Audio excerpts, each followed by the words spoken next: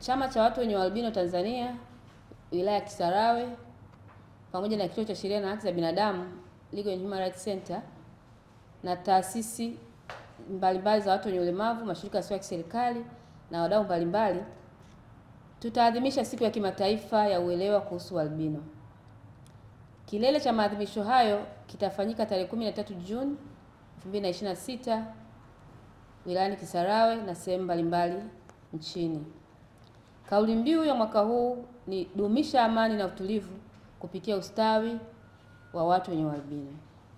Maadhimisho ya mwaka huu yanalenga kuibua mjadala na tafakari kuhusu utekelezaji wa mpango wa taifa wa haki na ustawi kwa watu wenye ualbino, ina kifupi kirefu kidogo MTHUWWU,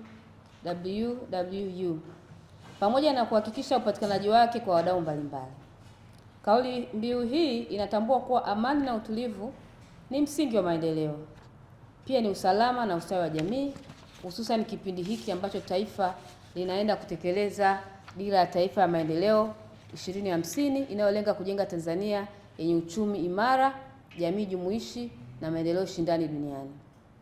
Ndugu wanahabari, mpango wa utekelezaji wa kitaifa wa haki na ustawi wa watu wenye ualbino 2024 mpaka 25 na 28 mpaka 29 uliotiwa saini rasmi tarehe 3 Disemba 2024 ni matokeo ya takribani miaka 7 ya ushawishi na utetezi uliofanywa na watu wenye ualbino na wadau walio nchini au wadau mbalimbali wao nchini. Jitihada hizo zilihusisha pia shauri la kimkakati lililofunguliwa mwaka 2018 katika mahakama ya African Court, ambapo Legal and Human Rights Center, Kituo cha Sheria na Haki za Binadamu, Kituo cha Haki za Binadamu cha Chuo Kikuu cha Pretoria, lakini pia na Institute for Human Rights and Development IHRDA dhidi ya Jamhuri ya Muungano wa Tanzania.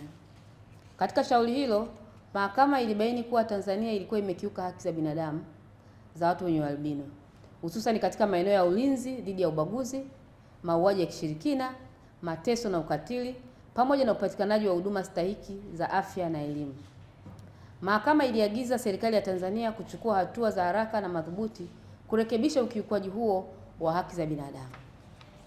Hivyo, kama hatua muhimu katika kuimarisha ulinzi wa haki za watu wenye albino nchini Tanzania, mpango kazi wa taifa wa haki na ustawi wa watu wenye albino umeweka vipaumbele katika nguzo 4 muhimu.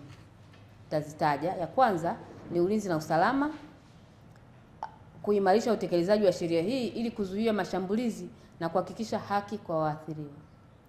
Ya pili ni usawa na kutobagua, kushughulikia chanzo cha changamoto kama ajira, elimu na ujumuishi wa kijamii. Cha tatu ni uwajibikaji na utekelezaji, ambapo serikali iwe tayari kusimamia utekelezaji wa nguzo za mpango kazi huu ili kufikia malengo yanayokusudiwa na kushirikiana na wadau mbalimbali. La 4 ni kinga, kutekeleza hatua za kuzuia ubaguzi na ukatili dhidi ya watu wenye albino. Ndugu wanahabari, pamoja na umuhimu wake, utekelezaji wa mpango kazi bado haujafikia kiwango kinachotarajiwa. Ni masikitiko makubwa. Miongoni mwa changamoto zinazoonekana ni pamoja na usambazaji hafifu wa mpango huo kwa watunga sera na watekelezaji katika ngazi mbalimbali za serikali. Kutokana na hali hiyo, watu wenye albino nchini bado wanaendelea kukabiliwa na changamoto za ukosefu wa haki, kukosewa heshima na ustawi, pamoja na unyanyapaa na ubaguzi unaochochewa na imani potofu zenye madhara. Kituo cha Sheria na Haki za Binadamu kupitia ripoti zake za haki za binadamu au ripoti zetu na tafiti ambazo huwa tunazifanya kimeonyesha kuwa watu wenye albino wanaendelea kukabiliwa na hatari kubwa dhidi ya haki yao ya kuishi na usalama wao. Hatari hii inachochewa na kwa kiasi kikubwa sana na imani potofu za kishirikina pamoja na ubaguzi unaoendelea. Kwa mfano, ripoti ya mwaka 2024 inaonyesha katika mauaji ya 168 yaliyohusishwa na imani za kishirikina nchini Tanzania, 17% yalihusu watu wenye albino. Ripoti inaonyesha pia kwa mwaka 2024 kilishuhudiwa vitendo vya ukatili, ikiwemo mauaji ya mtoto mwenye umri wa miaka 2 alikuwa anaitwa Asime Novat katika mkoa wa Kagera, na shambulio lililosababisha majeraha makubwa mtoto wa miaka 10 Kazungu Julius kutoka mkoa wa Geita, mashambulizi dhidi ya watu wenye albino yameendelea mwaka 2025 ambapo mwanamke mmoja mwenye albino aliuawa kufuatia mgogoro wa ardhi. Hivyo hii inaonyesha kuwa licha ya hatua zinazochukuliwa na serikali ikiwemo kupitisha huo mpango kazi, bado kumekuwepo na udhaifu na mifumo ya ulinzi. Uwepo wa imani potofu zenye madhara bado zipo, lakini pia upatikanaji wa mdogo sana wa haki kwa waathirika, jambo linalosisitiza umuhimu wa kuimarisha hatua za kinga, uwajibikaji na ulinzi wa kundi hili. Ndugu wanahabari, kwa kuwa maadhimisho ya mwaka 2026 yanalenga kuongeza uelewa wa jamii kuhusu albino na kuhamasisha ushiriki wa wadau mbalimbali katika kulinda, kuendeleza haki za watu wenye albino, ni muhimu kufahamu kuwa maadhimisho haya yana chimbuko lake hapa nchini Tanzania, ambapo yalianza kuadhimishwa mwaka 2006. Huu ni mwaka wa takriban wa 10 sasa au 20, mwaka wa 20. Baadaye mwaka 2014 Baraza Kuu la Umoja wa Mataifa lilipitisha azimio la kutambua tarehe 13 Juni kuwa siku ya kimataifa ya uelewa watu wenye albino. Kuanzia tarehe 11 mpaka tarehe 13, sisi Kituo cha Sheria na Haki za Binadamu tutafanya shughuli zifuatazo. Kwanza, tunafanya kampeni za uhamasishaji kupitia vyombo vya habari. Ndio tumeanza sasa, ili watu waendelee kuelewa ukubwa wa tatizo na kujiepusha na vitendo vya unyanyapaa. Lakini pili, tutafanya uhamasishaji kupitia sanaa. Cha tatu, tutaendesha kliniki za ngozi na macho kwa watu wenye albino. Lakini pia tutatoa huduma za msaada wa kisheria kwa watu wenye albino na watu wengine pia kwa mambo mbalimbali. Lakini pia tutafanya kongamano la siku moja litakalofanyika wilayani Kisarawe tarehe 12 Juni mwaka 2026. Kwa hiyo wadau mbalimbali wa maendeleo, viongozi wa serikali na mashirika ya kiraia na wananchi wanatarajiwa kushiriki katika maadhimisho haya. Wito kwa serikali na wadau, TAS pamoja na LHRC tunatoa wito kwa serikali, wadau wa maendeleo na jamii kwa ujumla kuongeza juhudi katika kuharakisha utekelezaji wa mpango wa taifa wa haki na ustawi kwa watu wenye albino. Utekelezaji kamili wa mpango huu utahakikisha kuwa watu wenye ulemavu, hususan watu wenye albino, wanapata fursa sawa za kijamii na kiuchumi, huku wakifurahia ulinzi wa haki zao za msingi, usalama na utu wao.